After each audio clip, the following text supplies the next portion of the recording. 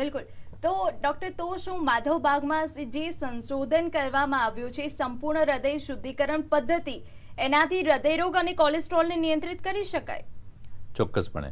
જેવી રીતના મેં વાત કરી, પંચસૂત્રી કાર્યક્રમ હૃદયને મજબૂત કરવાની વાત છે. તો હૃદયને મજબૂત કરવા માટે આપણે જે પ્રયત્નો કરતા હોઈએ છીએ એની આ બધા જ કારણોનું આપણે નિરાકરણ લાવતા હોઈએ છીએ.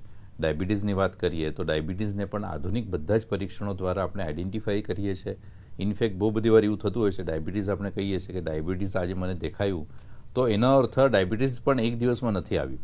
તો ડાયાબિટીસ દેખાવા માટે અથવા તો ડાયાબિટીસ ડેવલપ થવા માટે મારી 5, 10, 15, 20 વર્ષથી કંઈક ને કંઈક ખોટી લાઇફસ્ટાઈલ હતી, ખાવા પીવાની મારી આદતો ખરાબ હતી, જેના લીધે ધીમે રહીને મારું ડાયાબિટીસ પ્રમાણ વધવા માંડ્યું છે. તો એ ડાયાબિટીસને આપણે રિવર્સ કરવાનો પ્રયત્ન કરીએ છીએ. ડાયાબિટીસ આપણે સમજો રિવર્સ થઈ જાય, મારી સમજો ડાયાબિટીસના લીધે બધી ગોળીઓ બંધ થઈ જાય, તો હું ચોક્કસપણે કહી શકીશ કે મારું હૃદય જે છે વધારે પ્રમાણમાં પહેલાં કરતાં મજબૂત થયેલું કહેવાય. બ્લડ પ્રેશરની વાત કરીએ તો બ્લડ પ્રેશરની અંદર સમજો આપણે ગોળીઓ સક્સેસફુલી બંધ કરી શકીએ.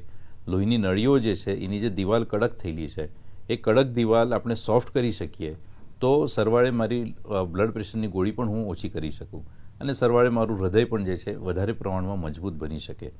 તો એવું કહી શકીએ કે વજન મારું સમજો વધારે હોય તો વજન પણ હું સક્સેસફુલી મારા લો BMI અથવા તો નોર્મલ મારા ઊંચાઈ અને વજનના હિસાબે જે રહેવું જોઈએ એ BMI હું સમજો મેન્ટેન કરી શકું, વધારે પડતી ચરબીનું પ્રમાણ ઓછું કરી શકું, તો સક્સેસફુલી હું કહી શકું કે મારું હૃદય જે છે વધારે પ્રમાણમાં મજબૂત થયેલું કહેવાય.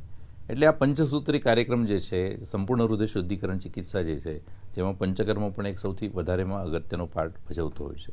તો આપણે એ બધા ઉપર ધ્યાન આપીને સરવાળે હૃદય રોગને બચાવવાનો સારામાં સારો પ્રયત્ન કરી શકીએ છીએ. તો દર્શક મિત્રો, ડોક્ટર સંજય આપણી સાથે જોડાયા છે ને આગળ પણ આ ચર્ચાને યથાવત રાખીશું. લઈએ વિરામ.